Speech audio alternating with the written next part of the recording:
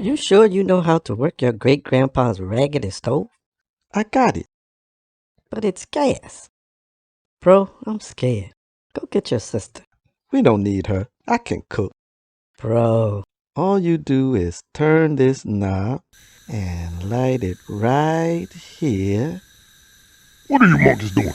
You trying to blow up my doggone house? Hit the deck!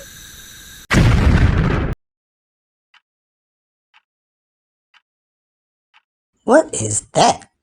I think it's one of those old-fashioned MP3 players.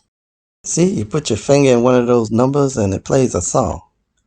See the little speakers at the top? To be sure, let me take a picture so I can look it up on my phone. Hey, you little monkeys, get in here. Let me tell you a story. Oh man, I hate his stories. Why? Because he always lies. Man, I wish I had a great-grandpa who told me stories.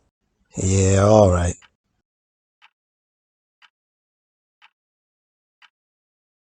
Sit down, monkeys. This is a story about my great-grandpappy. Is this the one about how he escaped from slavery on the back of an ice cream truck? Even though ice cream trucks weren't invented at that time? Shut up, boy. You too smart for your own good. No, this is about the time he flew out of slavery.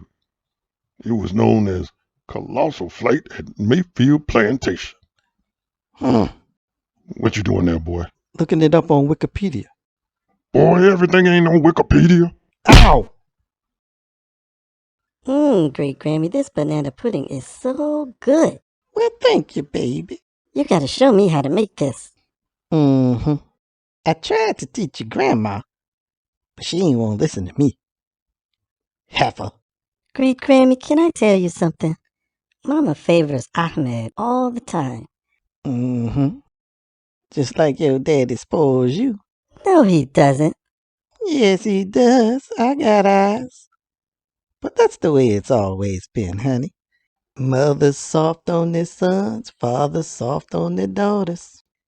Balance, baby. That's what I tried to tell your grandma. But she ain't want to listen to me. Heifer. Raising your daddy by herself without a man in the house to cut the apron strings. As a consequence, when your daddy was little, he was hell in a handbasket. You know he sold dope in the past, don't you? Oh, you ain't heard that story? No. Well, missy, pull up a chair. They were down on the plantation. Let me guess. Picking cotton. Cotton? Who you think they were, Mississippi slaves? They picked tobacco, boy. Cotton. You lost your cotton picking mind. They picked for U.S. presidents up here in Virginia, boy. Now shut up and let me finish. You see, there was this tree. A mujufu tree. For what? Mujufu, boy, mujufu. There's no such thing.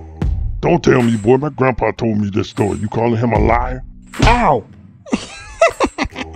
This mujufu tree was just over yonder, and it bore fruit. And if you ate this fruit, you could fly. The dilemma was, could you get there? And don't let nobody catch you. What will happen if they catch you? Boy, you don't want to know. So one very hot day, 200 slaves were in the fields. My great-grandpapa and some other slaves had had enough. They decided to run for that tree. How many overseers were on this place? Just one. And how many dogs? A few. This story doesn't make sense. You're trying to tell me 200 slaves with a tree that could make them fly was right there with one overseer and a few dogs, and not all of them take a chance? They're slaves, boy. What do you expect? They too scared to fly. Ow! Only the bravest ran for that tree, boy. So my great-grandpapa waited for the signal. And that signal was a song. God call Adam. 10 of them took off. The first one got caught by the overseer. The second by one of the hounds. The third by the other. The fourth by a Tom who couldn't stand to see them go. The fifth by a man who sat on it. The sixth was struck by lightning. The seventh fell in the creek and drowned. The eighth attacked by bees. The ninth shot by Master Charles. And who do you think made it to that tree? Harriet Tubman. Ow! Your great-grandpappy, boy. He ate that fruit, got wings, and flew. Hear me? He flew. He was gonna go back to Africa, but he didn't know anybody there. So he came here, made his fortune, and our family's been wealthy ever since. Wow. Where can I find that tree? What? There's one down the road. Somewhere down there. Can you take us? Oh, boy, it's one of those trees you have to find yourself. But I guarantee you eat that fruit, you too will fly. Oh, man. People cannot fly. Nonsense.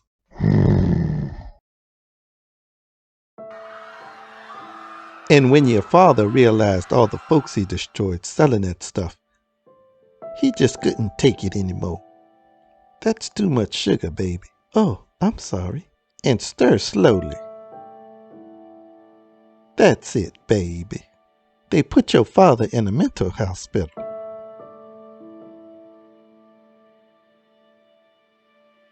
I asked your grandma to come see him, but she ain't won't listen to me. Heifer. So your great-grandpapa and I went over to the hospital and brought him some genie bread. As he ate, we told him about this tree he should go to. After he came out the hospital, he went looking for it. He must have found it because he came back better than ever, baby.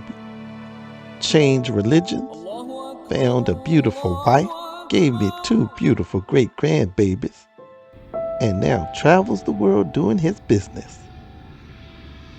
He got his wings, baby.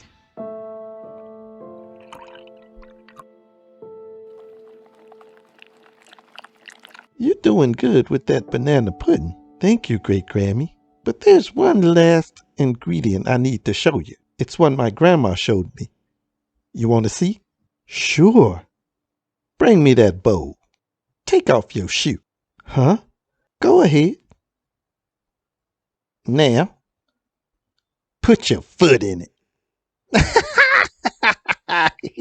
Oh, Great-Grammy.